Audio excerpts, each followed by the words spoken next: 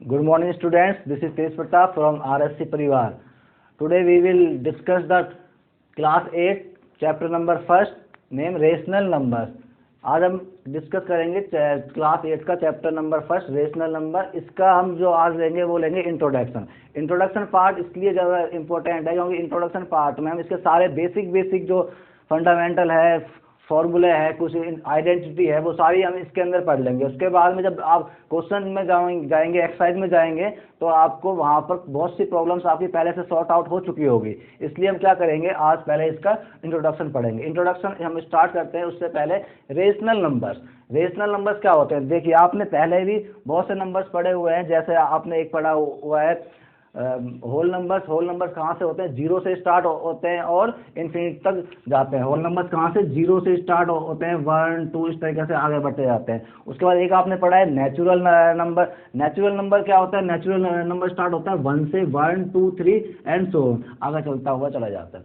ठीक है। इसके बाद में एक आपने नंबर पढ़ा हुआ है इंटीजर्स। इंटीजर्स क्या होते हैं? अगर हम पॉजिटिव नंबर्स और नेगेटिव नंबर्स को एक साथ में लें और साथ में जीरो भी उसमें इंक्लूड करें तो वो हमारे पास बनते हैं इंटीजर्स। ठीक है, ये 3 टाइप का नंबर है। यहाँ पर जो हम पढ़ेंगे वो हम पढ़ेंगे कौन सा? Rational number. ठीक है। अब रेशनल नंबर क्या होता है? ठीक, रेशनल नंबर एक ऐसा नंबर जिसको हम P/Q की फॉर्म में लिख सकें। any number that can express in the form of P/Q। एक ऐसा नंबर जिसको हम P/Q की फॉर्म में लिख सकें, वो कौन सा नंबर होता है? वो होता है रेशनल नंबर। क्या होता है? Rational number. Rational number. अब रेशनल नंबर बहुत टाइप के हो सकते हैं। जैसे हम एग्जांपल अगर ले रेशनल नंबर का तो 2/3। 2/3 क्या है? एक रेशनल नंबर है। उसके बाद में अगर हम और लें तो 11/4। 11/4 भी कौन सा है? एक rational number. Rational number positive भी होगा, रेशनल नंबर नेगेटिव भी होगा। नेगेटिव में अगर हम ले तो -3/2, -3/2, -4/5। ये सारे के सारे कौन से नंबर हैं? रेशनल नंबर होते हैं। इन नंबर्स को ही हमें इस चैप्टर में पढ़ना है। इनकी कुछ आइडेंटिटी होती है वो हमें पढ़नी है और ये हमें पढ़ना है। अब रेशनल नंबर अगर हम देखें तो एक टाइप की आपकी क्लास में नहीं है, लेकिन एक टाइप है रेशनल नंबर रूट में जो 25 है, ये भी एक कौन सा होता है? रेशनल नंबर होता है। ठीक है। रेशनल नंबर कैसे होता है? अगर हम इसको रूट को सॉल्व करें तो 25 का रूट कितना आएगा? 5 आएगा। और 5 को हम 5/1 की फॉर्म में लिख सकते हैं। ये क्या हुआ? P/Q हुआ। P यहाँ पर कितना? 5, Q यहाँ पर कितना? 1। तो ये आपका क्या हुआ? रेशनल नंबर हुआ। कौन से नंबर हुए?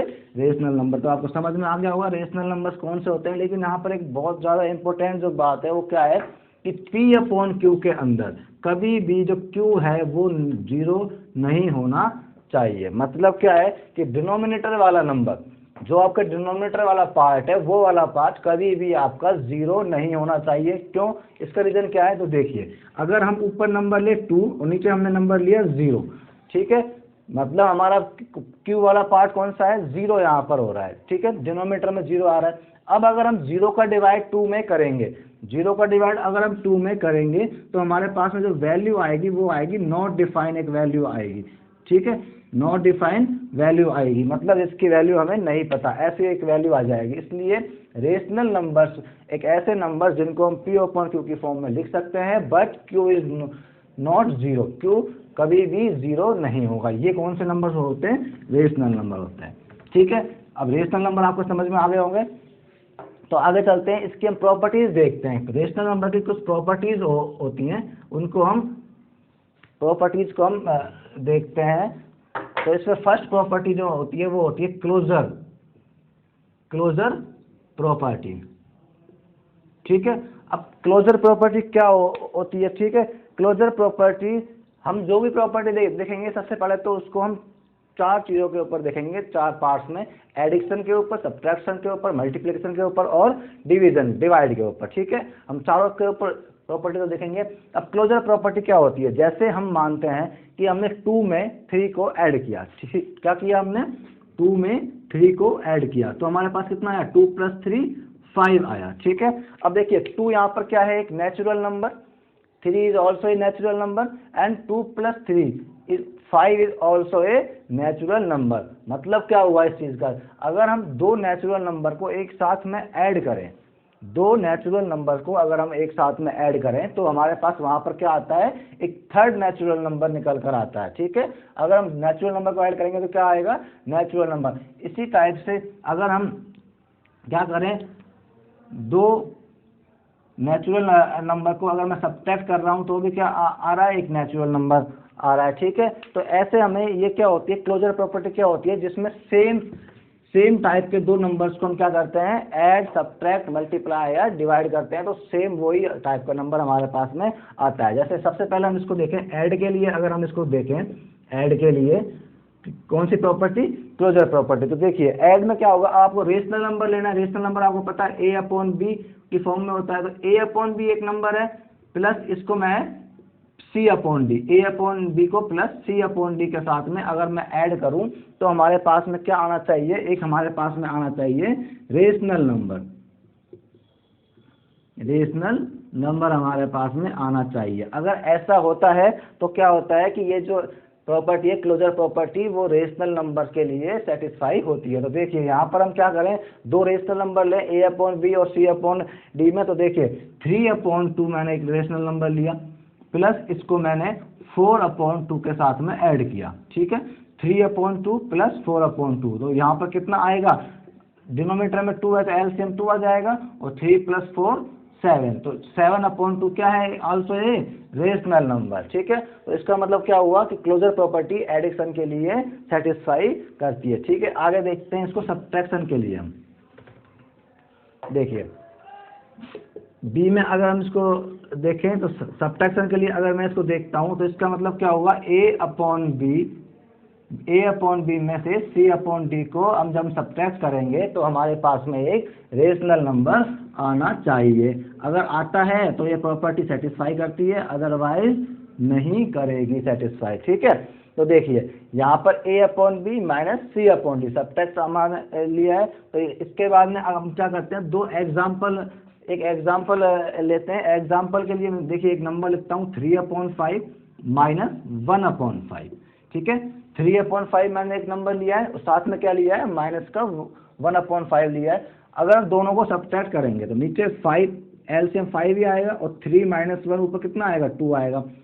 2/5 is also a rational number. इसका मतलब क्या हुआ कि क्लोजर प्रॉपर्टी एडिशन के लिए भी और सब्ट्रैक्शन के लिए भी सेटिस्फाई करती है। ठीक है, आगे चलते हैं। अभी हम देखते हैं कौन सी प्रॉपर्टी, मल्टीप्लिकेशन के लिए क्लोजर प्रॉपर्टी। ठीक है, तो किसके लिए देखेंगे, मल्टीप्लिकेशन के लिए क्लोजर प्रॉपर्टी। इसका मतलब क्या है, अगर दो रेशनल नंबर्स को मल्टीप्लाई करने पर, दो रेशनल नंबर्स को मल्टीप्लाई करने पर एक थर्ड रेशनल नंबर आता है तो वो क्या होता है, सेटिस्फाई हो जाएगा। तो देखिए ए upon B multiply C upon D क्या आना चाहिए, एक रेशनल नंबर। ठीक है, रेशनल नंबर हमारे पास आना चाहिए। एग्जाम्पल अगर हम लेके देखें तो देखो 6/4 minus 2/3, 6/4 multiply 2/3 is equal to, अगर हम देखें तो 6 × 2 = 12, 4 × 3 = 12। ठीक है, कितना आया, 12/12 आया। 12/12 को अगर हम डिवाइड करते हैं तो क्या आता है, 1, और 1 इज ए रेशनल नंबर। 1 एक रेशनल नंबर है, कैसे है, क्योंकि 1 के नीचे हम 1 लगा सकते हैं, तो ये P/2 की फॉर्म में डिवाइड हो गया, तो ये क्या है, एक रेशनल नंबर। इस तरीके से मल्टीप्लिकेशन के लिए भी क्लोजर प्रॉपर्टी हमारी वर्क करती है। ठीक है, और लास्ट जो हमारे पास में है वो कौन सा है, लास्ट जो हमारे पास में है वो है डिवाइड। डिवाइड के लिए हमारी क्लोजर प्रॉपर्टी वर्क करती है क्या नहीं करती है, ये हम देखें तो देखिए डिवाइड के लिए भी हमारी क्लोजर प्रॉपर्टी वर्क करती है। एक रेशनल नंबर ही आएगा जब हम इसको डिवाइड करेंगे तो।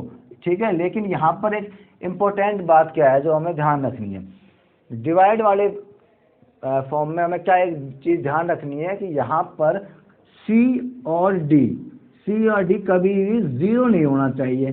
क्या नहीं होना चाहिए, 0 नहीं होना चाहिए, क्योंकि आपको पता है अगर डिवाइड में 0 आएगा तो एक नॉट डिफाइंड वैल्यू आएगी। ठीक है, तो इसलिए क्या होगा कि सी और डी कभी भी 0 नहीं होना चाहिए, बस और कोई भी नंबर हो सकता है। तो इसके लिए हमने क्या देखा अभी कि क्लोजर प्रॉपर्टी जो होती है रेशनल नंबर्स में वो ऐड के लिए, सब्ट्रैक्ट के लिए, मल्टीप्लाई के लिए एंड डिवीजन के लिए, चारों के लिए क्या करती है, वर्क करती है।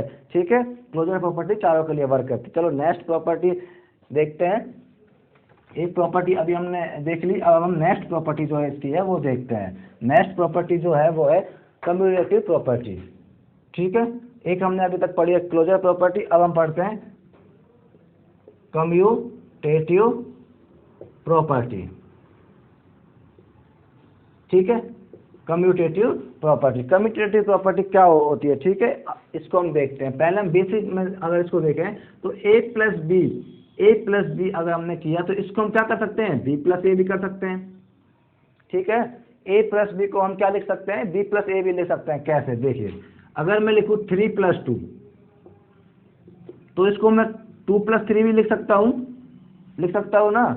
3 प्लस 2 को 2 प्लस 3 भी मैं लिख सकता हूँ। क्यों, तो देखिए इसका अगर हम ऐड करेंगे तो 5 आएगा और इसको ऐड करने पर भी क्या आएगा, 5। दोनों की वैल्यू इक्वल आ रही है, इसका मतलब a प्लस बी को हम b प्लस ए लिख सकते हैं। यही प्रॉपर्टी कौन सी होती है, कम्यूटेटिव प्रॉपर्टी होती है। कौन सी, a प्लस बी और a plus b is equal to b plus a. अब इसको हम क्या करते हैं, इसको हम ऐड के लिए, सब्ट्रैक्ट के लिए, मल्टीप्लाई के लिए, डिवाइड के लिए, तीनों के लिए हम करके देखते हैं। ठीक है, सबसे पहले अगर हम इसको ऐड के लिए करके देखें तो देखिए a प्लस बी, ठीक है, 2 नंबर हमें ऐड करने हैं, a plus B plus C plus D. अगर इसको हम इस तरीके से लिख सकें, c plus D plus a plus B, ये अगर हो जाएगा हमारा तो इसका मतलब क्या है कि एडिक्शन के लिए कम्यूटेटिव प्रॉपर्टी वर्क करती है। तो हम एक एग्जांपल के इसके लिए इसको देखें तो देखो 2/5 प्लस 4/5, a अपॉन बी क्या लिया मैंने, 2/5, उसके बाद में c अपॉन डी क्या लिया है, 4/5 इज इक्वल टू, अगर मैं इसको करके देखूँ तो c अपॉन डी, अब की बार 4/5 पहले लेंगे प्लस 2/5। ठीक है, 2/5 plus 4/5 is equal to 4/5 plus 2/5। अगर इसकी वैल्यू हम देखें तो देखिए 2, ये नीचे एलसीएम में 5 आएगा, 2 प्लस 4 6 और ये 2 प्लस 4 प्लस 2 6 और नीचे 5, दोनों इक्वल आ रहे हैं, इक्वल आ रही है, दोनों की वैल्यू इक्वल आ रही है ना। इसका मतलब क्या है कि जो कम्यूटेटिव प्रॉपर्टी है वो ऐड के लिए हमारी वर्क करती है। ठीक है, ऐड के लिए वर्क करती है। अब इसी प्रॉपर्टी को हम क्या करें, सब्ट्रैक्शन के लिए देखें, ये सब्ट्रैक्शन में भी ये वर्क करती है या नहीं करती है। देखिए सेकंड हमने कौन सा लिया है, सब्ट्रैक्शन।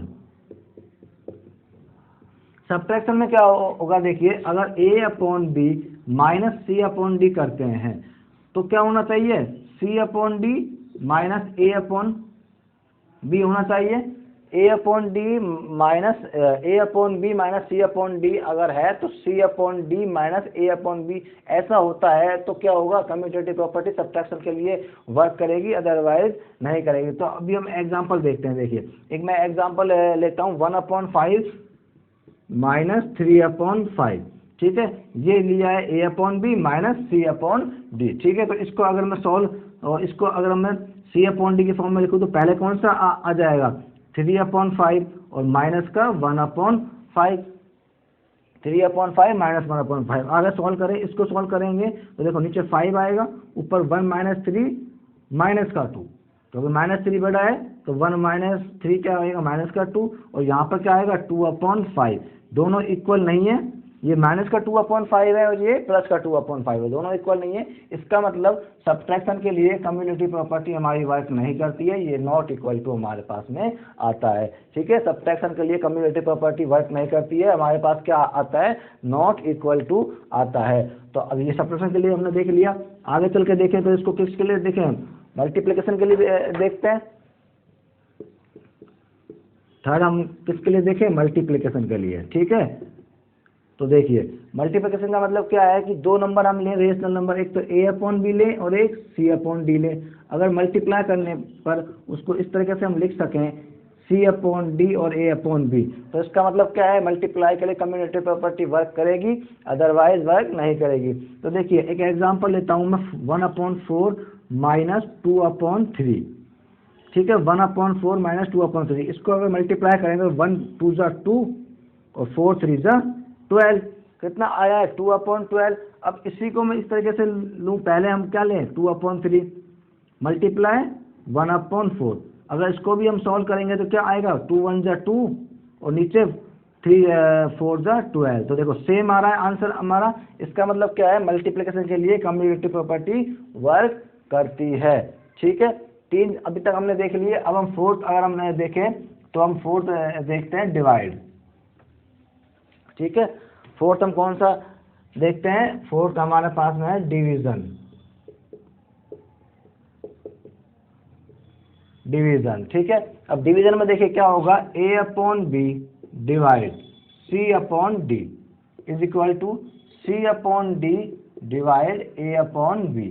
ठीक है, ये होना चाहिए। अगर ऐसा होता है तो कम्यूटेटिव प्रॉपर्टी वर्क करेगी, अदरवाइज वर्क नहीं करेगी।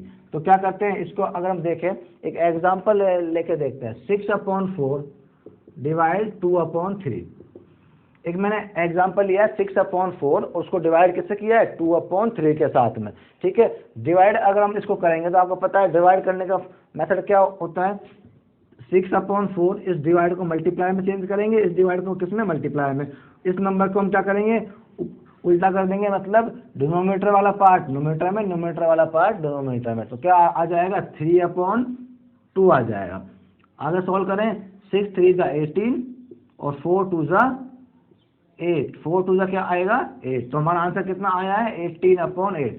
अब इसी को हम C/D डिवाइड A/B करते हैं। तो C/D कितना है, 2/3 डिवाइड 6/4। सॉल्व करें, 2/3 मल्टीप्लाई 4/6 तो कितना आएगा, 8/18। दोनों हमारे पास में इक्वल नहीं आ रहे हैं, ये आ रहा है 18/8 और ये आ रहा है 8/18। इसका मतलब डिवीजन के लिए कम्यूटेटिव प्रॉपर्टी वर्क नहीं करती है। ठीक है, ये दोनों इक्वल नहीं आते हैं।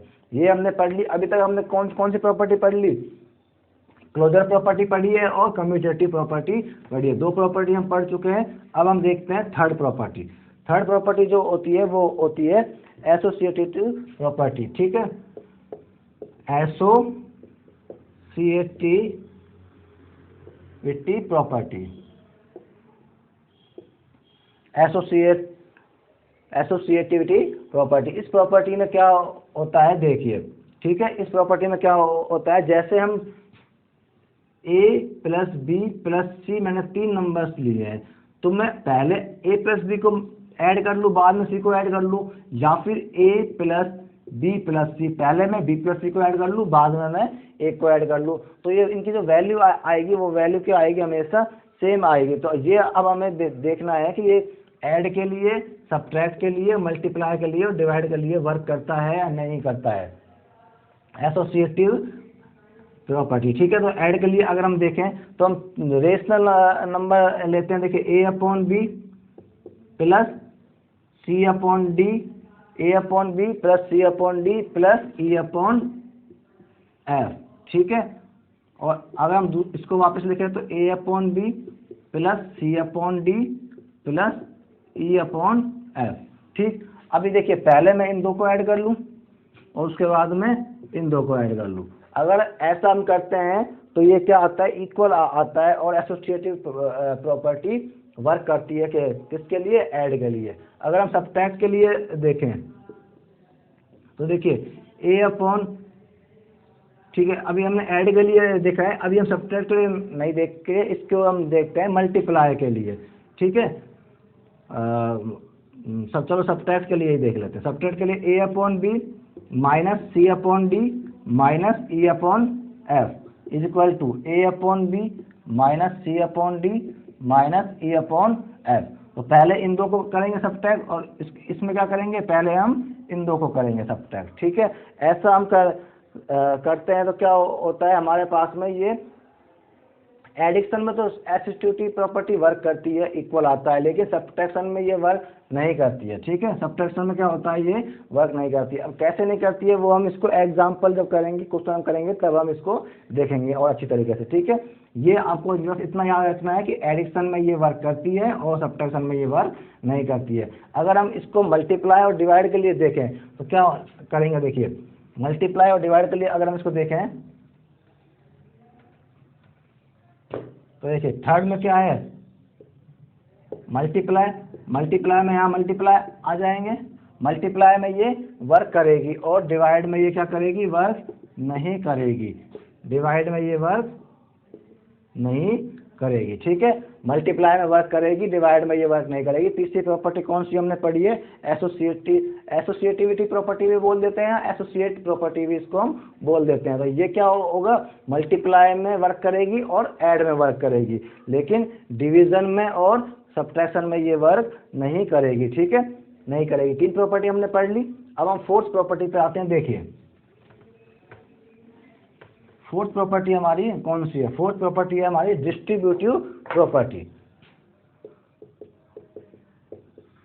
डिस्ट्रीब्यूटिव प्रॉपर्टी,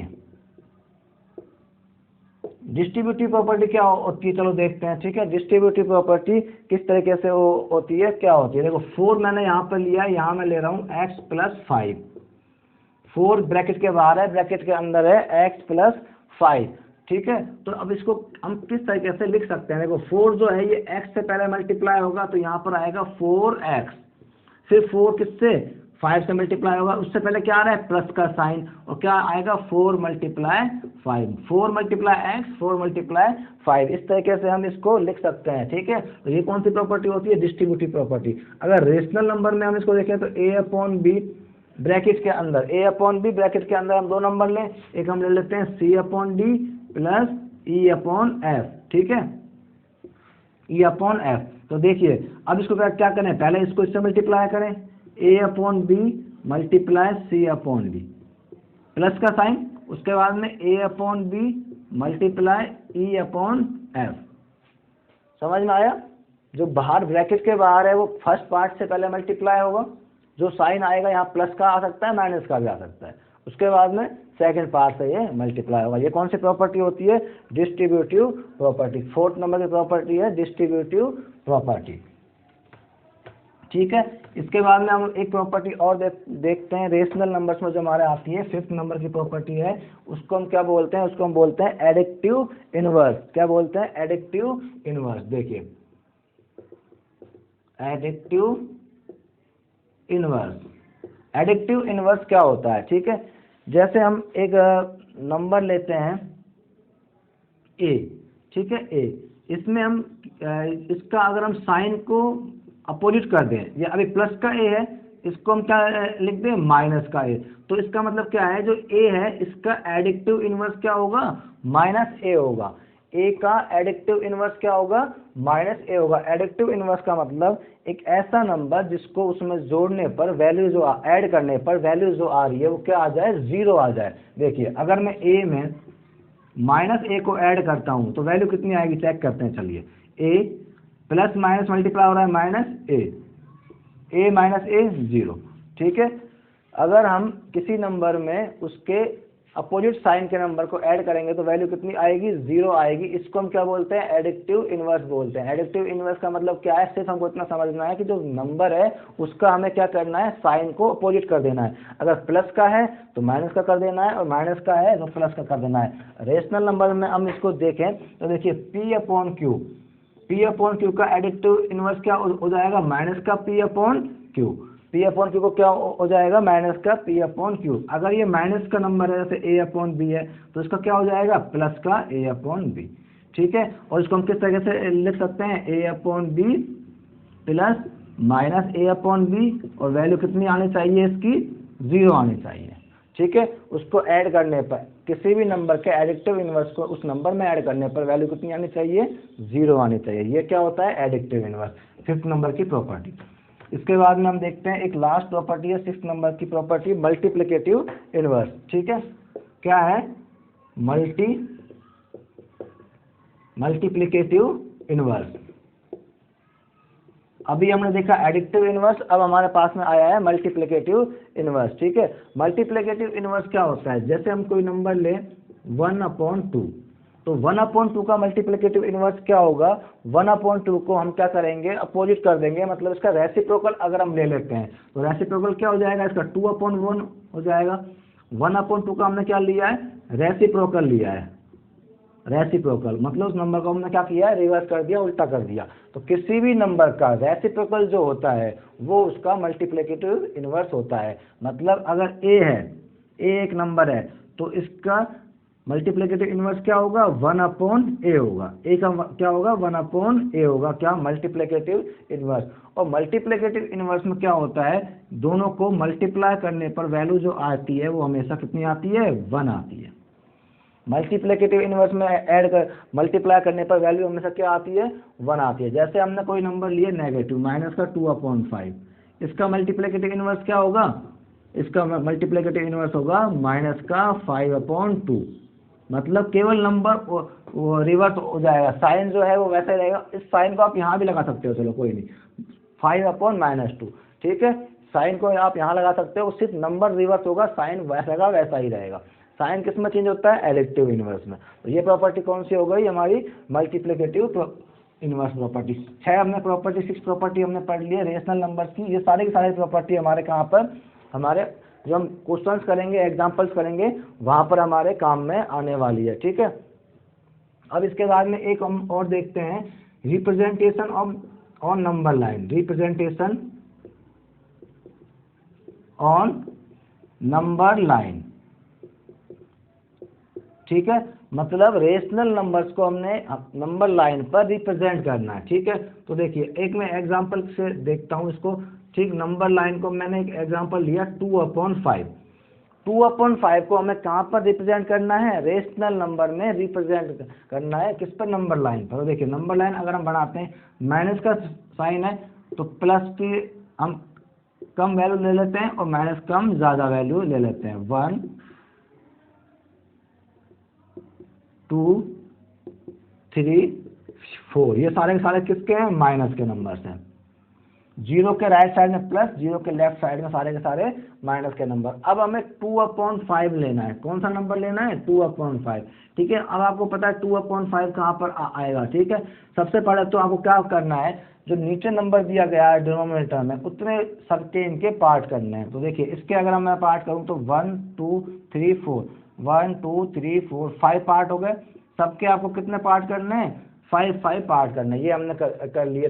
अब माइनस का 2/5, देखो ऊपर जब भी नंबर छोटा होता है और नीचे जब भी नंबर बड़ा रहेगा, इसका मतलब जो वो नंबर है वो 1 से छोटा नंबर है। जब भी नंबर न्यूमरेटर में छोटा रहेगा, डिनोमिनेटर में बड़ा रहेगा, इसका मतलब जो नंबर है वो 1 से छोटा है। तो हम यहाँ से स्टार्ट करते हैं, नेगेटिव नंबर है 0 से। फर्स्ट वाला जो है ये हमारा कौन सा है, ये हमारा है माइनस का 1/5। सेकेंड वाला जो हमारा कौन सा है, माइनस का 2/5। थर्ड वाला माइनस का 3/5। फोर्थ जो है ये है माइनस का 4/5। और ये माइनस का 5/5 कितना हो जाएगा, 1 हो जाएगा, माइनस का 1। तो हमको कौन सा नंबर रिप्रेजेंट करना था, माइनस का 2/5, वो नंबर कौन सा होगा, ये हो जाएगा, ठीक है। ये हमने क्या कर दिया, नंबर लाइन पर रेशनल नंबर्स को रिप्रेजेंट करना सीख लिया, ठीक है। एक ये हो गया, एक लास्ट टॉपिक इसमें और बचा है, रेशनल नंबर्स बिटवीन 2 नंबर्स, ठीक है। रेशनल नंबर बिटवीन 2 नंबर, क्या टॉपिक का नाम क्या है, रेशनल नंबर्स बिटवीन 2 नंबर्स। मतलब हमें 2 नंबर दिए गए हैं और हमें उनके बीच का रेशनल नंबर निकालना है। अब रेशनल नंबर हमको कितने निकालने हैं वो हम क्वेश्चन में देखेंगे, लेकिन हम कितने भी निकाल सकते हैं, हम 1 भी निकाल सकते हैं और 10 भी रेशनल नंबर निकाल सकते हैं। जैसे मैं एक एग्जांपल लेता हूँ, माइनस का 2/5 और 1/2, ये 2 रेशनल नंबर हैं, इनके बीच के हमें रेशनल नंबर फाइंड आउट करना है। तो रेशनल नंबर फाइंड आउट करने के लिए सबसे फर्स्ट जो आपका काम रहेगा वो क्या रहेगा कि इनके डिनोमिनेटर को आपको सेम करना है, डिनोमिनेटर को सेम करना है। मतलब क्या करना है, आपको नीचे वाले जो है इनके डिनोमिनेटर दोनों को सेम करना है। सेम करने के लिए आपको कॉमन मल्टीपल लेना होगा, किस किस का, 2 का और 5 का, आपको कॉमन मल्टीपल को ही लेना होगा। 2 और 5 को कॉमन मल्टीपल क्या होता है, 10 होता है कॉमन मल्टीपल 2 और 5 का। कॉमन मल्टीपल मतलब जो दोनों के टेबल में आ रहा है, दो जिसमें दोनों का डिवाइड जा रहा हो, ठीक है, जिसमें दोनों का डिवाइड जा रहा हो, क्या होता है, कॉमन मल्टीपल होता है। तो अब इसको देखो, इसको हमें 10 में चेंज करना है, 2 × 2। जो हमने कॉमन मल्टीपल लिया है उस कॉमन मल्टीपल में हमें डिनोमिनेटर को चेंज करना है। उसके लिए हम मल्टीप्लाई करेंगे नंबर्स को, 2 से मल्टीप्लाई किया 10 हो गया, इसको किससे करेंगे, 5 से। ये हमने 5 से मल्टीप्लाई कर दिया, नंबर हमारे पास ये तो आ गया माइनस का 4/10 और ये हमारे पास आ गया 5/10। अब आपको कितने नंबर लिखने हैं इनके बीच में, रेशनल नंबर लिखने हैं। तो देखिए रेशनल नंबर अगर हम लिखें तो -4/10 के राइट साइड में कौन सा आएगा, -3/10, -2/10, -1/10, ठीक है। उसके बाद में अगर हम और लिखना चाहें तो 1/10, 2/10, 3/10, 4/10। ये नंबर्स कहाँ हैं, इन दोनों नंबर्स के बीच में आ रहे हैं, बिटवीन में ये नंबर्स आ रहे हैं। ये सारे के सारे कौन से नंबर हैं, रेशनल नंबर है। क्या है, ये सारे के सारे रेशनल नंबर है। तो देखिए ये हमने चैप्टर फर्स्ट रेशनल नंबर्स का इंट्रोडक्शन पार्ट जो है वो अभी हमने कंप्लीट कर लिया है, ठीक है। इस वीडियो में हमने सारा रेशनल नंबर का पार्ट कंप्लीट कर लिया है। चैप्टर फर्स्ट जो आपका है उसका इंट्रोडक्शन, तो आप वीडियो को देखना अच्छी तरीके से, सारे कंसेप्ट समझना। उसके बाद में हम नेक्स्ट वीडियो में जो पढ़ेंगे वो हम इसके एक्सरसाइज के क्वेश्चंस पढ़ेंगे, ठीक है। वीडियो आपको अच्छा लगे तो इसको प्लीज़ लाइक कीजिए, चैनल को सब्सक्राइब कीजिए और ज़्यादा से ज़्यादा शेयर कीजिए। Thank you.